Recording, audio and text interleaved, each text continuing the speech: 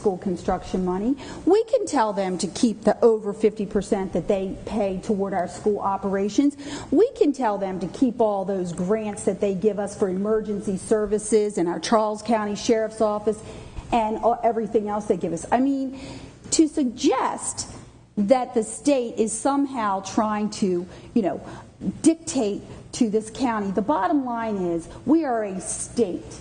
Okay, we are part of a state, and every other county seems to be able to get this right. Not and every I will other tell county, you, Candace, well, you know pretty it. much now they are. You know it. And let me just say this: that when you talk about our citizens' rights, if this comprehensive plan was written in such a way that it ensured that growth was going to take place in a way that our citizens, particularly all of our young families, would thrive. Number one, adequate school allocations and seats available when their children get to school. Number two, emergency response in a timely manner, and considering that we rely on volunteers. Number three, the increased police service when you have to patrol roads all the way down to, the end of the county.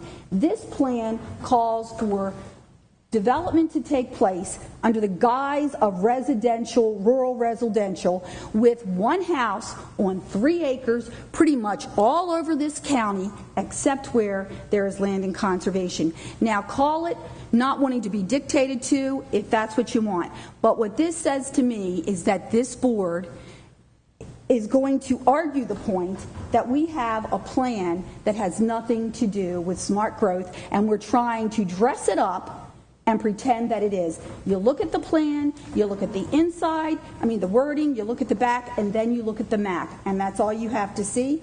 And so, I just can't imagine that we'd send something like this.